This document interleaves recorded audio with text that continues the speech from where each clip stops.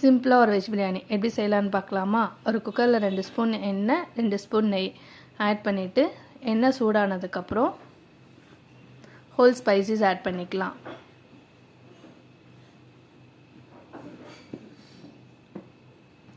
அதுக்கப்புறம் வெங்காயம் நல்லா வதங்கட்டும். கொஞ்சம் உப்பு ஆட் பண்ணிக்கலாம். பீன்ஸ், கேரட், உருளைக்கிழங்கு, தக்காளி, இஞ்சி பூண்டு பேஸ்ட் எல்லாம் போட்டு நல்லா வதக்கிக்கலாம். வதங்கினதுக்கப்புறம் மல்லித்தூள், பிரியாணி தூள் ஆட் பண்ணிக்கலாம். ஒரு கைப்பிடி புதினா மல்லி, மீல் மேக்கர், தயிர் ஆட் பண்ணிவிட்டு நல்லா வதக்கிக்கோங்க.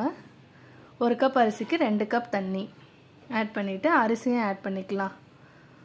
நல்லா ஒரு கொதி வந்ததுக்கப்புறம் குக்கரை விசில் போட்டு 2 விசில் விட்டோன்னா டேஸ்டான பிரியாணி ரெடி.